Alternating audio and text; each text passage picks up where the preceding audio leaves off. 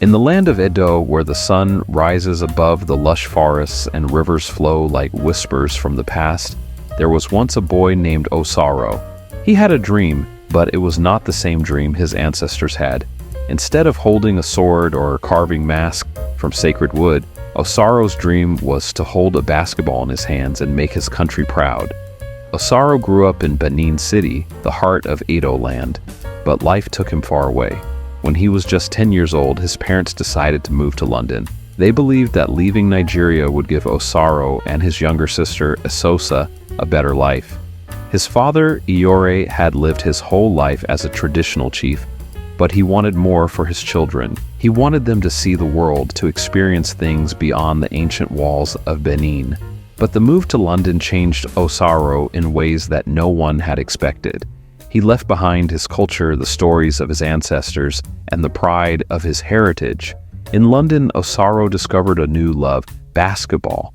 At first, it was just a way to fit in, a way to avoid feeling like the odd one out at school. But soon he found himself spending hours in the gym, dribbling and shooting until his hands were sore. Basketball became his life, and dreams of the NBA replaced the memories of his heritage. Years passed, and Osaro became one of the best young basketball players in London. His height, speed, and talent made him a rising star. College scouts in America began to notice him, and it wasn't long before he was offered a scholarship to play basketball in the US. He was on the path to greatness. But something inside him always felt incomplete. Even as he soared higher in his basketball career, a part of him felt lost. One summer, when he was 18, Osaro returned to Nigeria for the first time since leaving. His father had fallen ill, and the family needed to return home to take care of him.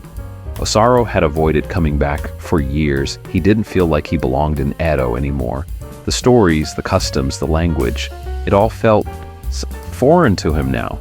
His mother Uji could see the confusion in her son's eyes. "You are a son of Edo, Osaro," she would say. "Never forget where you come from." The plane ride back to Nigeria was long, and Osaro couldn't stop thinking about his father. Eyor had always been strong, a figure of wisdom and tradition, but illness had weakened him. When Osaro stepped off the plane, the heat hit him like a wave, and the smell of the red earth brought back memories he thought he had forgotten.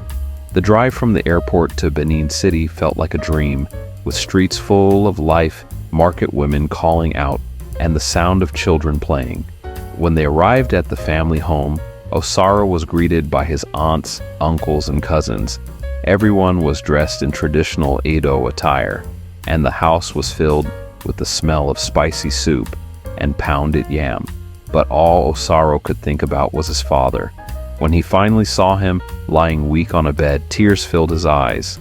Yor looked at his son and smiled weakly. "You have grown, my son," he whispered, "but have you grown closer to your roots?" Osaro didn't know how to answer. He had spent so many years trying to be something else, trying to fit into a world that didn't care about his history. But now, seeing his father so weak, he felt a deep pain in his heart. It wasn't just the fear of losing him, it was the fear that he had lost himself. The days that followed were difficult. Osaro's father needed constant care, and the family worked together to help him recover. In between hospital visits and family gatherings, Osaro began to reconnect with the land he had left behind. He wandered through the ancient streets of Benin City, visited the royal palace, and listened to the stories of the elders. He learned about the great kings of Edo, about Queen Idia and the Benin bronzes, and about the pride of his people. One evening, his uncle Omorgi took him to a basketball court hidden behind an old building. "This is where the local boys play," Omorgi said with a smile. Osaro was surprised to see a basketball court in the middle of Benin. The court was rough with cracks in the cement and a crooked hoop, but the boys playing on it were full of energy and passion. As soon as they saw Osaro, they challenged him to a game. At first, Osaro hesitated. These boys played with a different kind of hunger, a raw drive that he hadn't seen in London. But as soon as the game started, he felt the rush of adrenaline. The game was fast, intense, and full of action. Osaro's height and skill made him a natural leader on the court. But the local boys had spirit, and they pushed him harder than he expected. After the game, one of the boys, a tall player named Efe, asked Osaro if he was going to stay in Benin and help them with their team. "We need someone like you," Efe said, "someone who can show us what it takes to make it." Osaro was taken aback. He hadn't thought about staying. His life, his future, was in the US and playing basketball at a top college. But something about Efe's words struck him. These boys had dreams too, dreams of making it big, of escaping the poverty that surrounded them. And Osaro realized that he was in a unique position to help. The next few weeks were a turning point for Osaro. His father's health improved slowly, and the family began to see hope. During this time, Osaro spent every day on the basketball court training the local boys, teaching them what he had learned in London and helping them build their skills. It wasn't easy. The boys didn't have proper shoes, and the court was far from ideal, but they had heart, and Osaro found himself inspired by their determination. One evening, after a long day of practice, Osaro sat with his father under the stars. The night was quiet, with only the sound of crickets filling the air. "I see that you have found something here," Eeyore said, his voice still weak but full of wisdom. "You have found your way back to us." Osaro nodded. "I didn't realize how much I had lost," he admitted, "but I think I'm starting to find it again." His father smiled. "Your dreams are important, Osaro. You are meant for great things, but never forget where you come from. Your roots will always be here, in Edo." The word stayed with Osaro as he returned to London a few weeks later. His time in Benin had changed him. He was still focused on his basketball career, but now he carried something more with him, the pride of his heritage. He began speaking about his culture to his teammates, teaching them about the history of the Edo people. He even started organizing basketball camps for young boys in Nigeria, using his connections to bring resources and opportunities to them. As the years passed, Osaro's dream of playing in the NBA came true. He became a star, known not just for his talent on the court, but for his work off it. He used his platform to uplift the next generation of Nigerian athletes, helping them achieve their own dreams. And through it all, Osaro never forgot the lessons he had learned during that fateful summer in Benin City. Dreams come through, he realized, not just because of talent or hard work, but because of the strength that comes from knowing who you are and where you come from.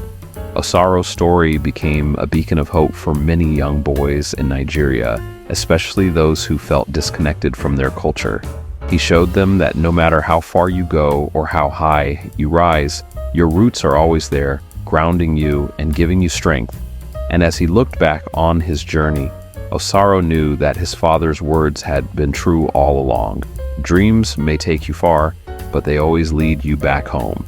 After Osaro returned to London, he felt like a new person. His time in Benin City had opened his eyes to the importance of his heritage, and he was determined to make his family and country proud.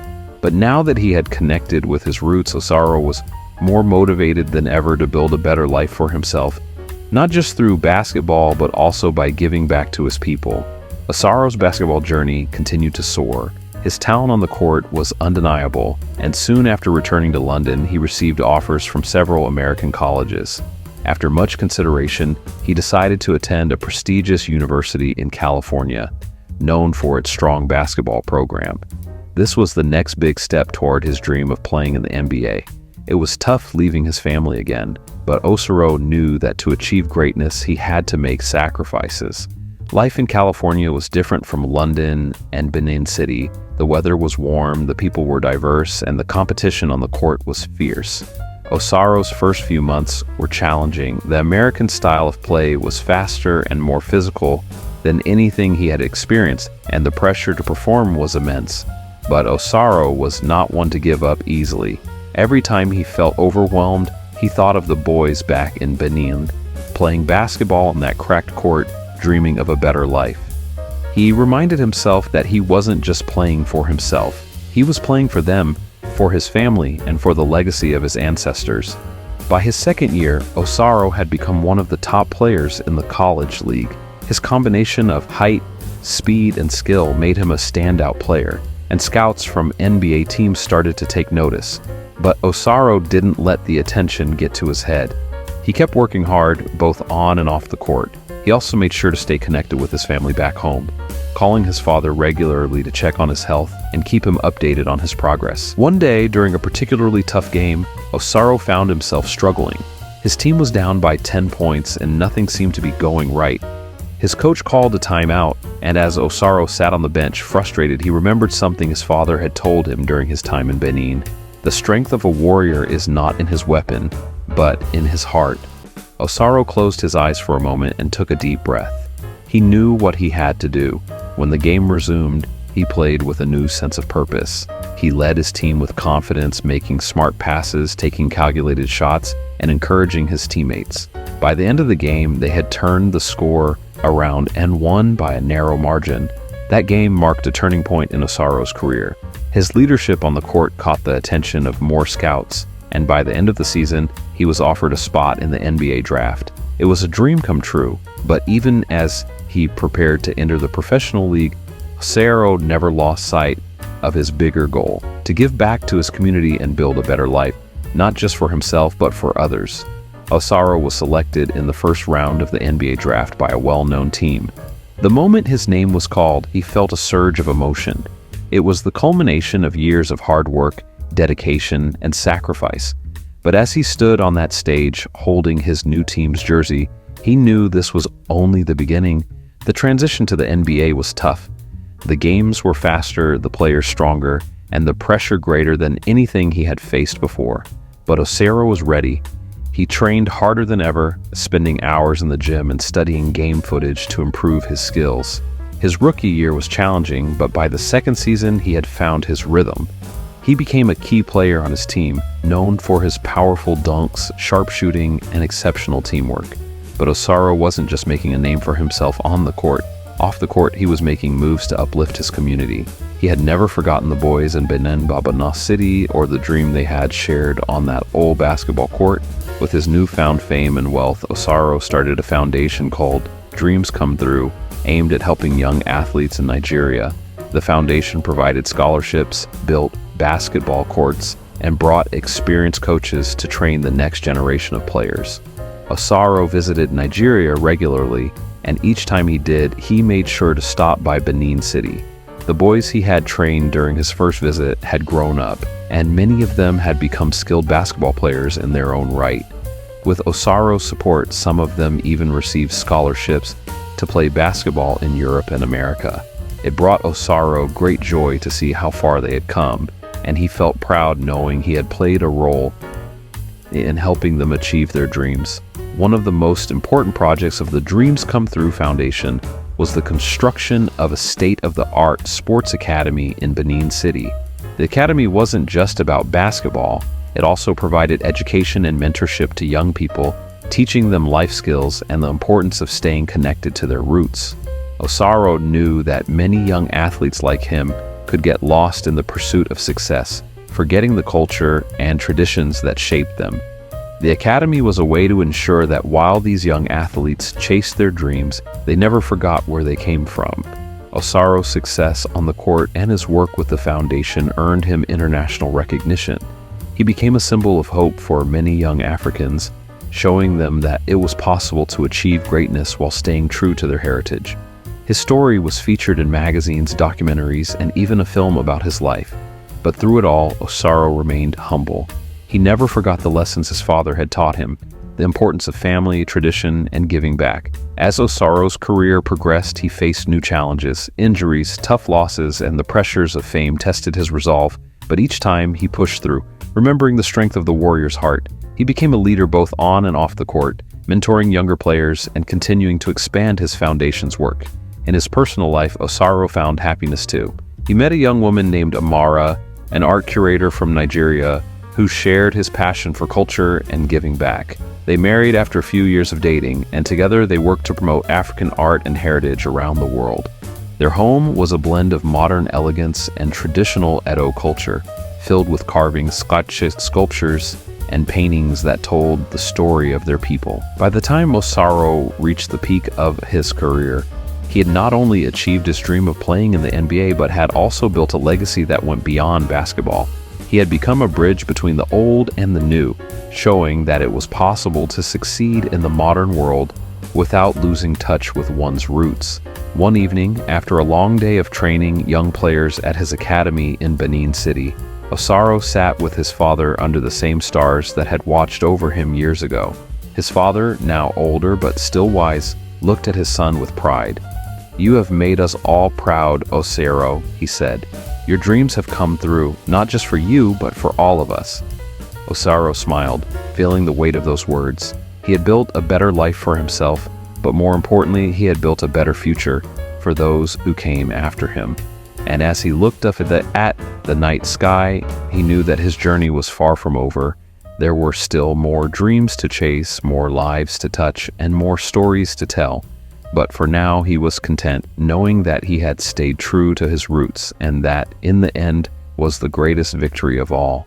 We must believe that we are gifted for something, and that this thing, at whatever cost, must be attained. If you enjoy my stories, please kindly share, subscribe, like, and turn on the notifications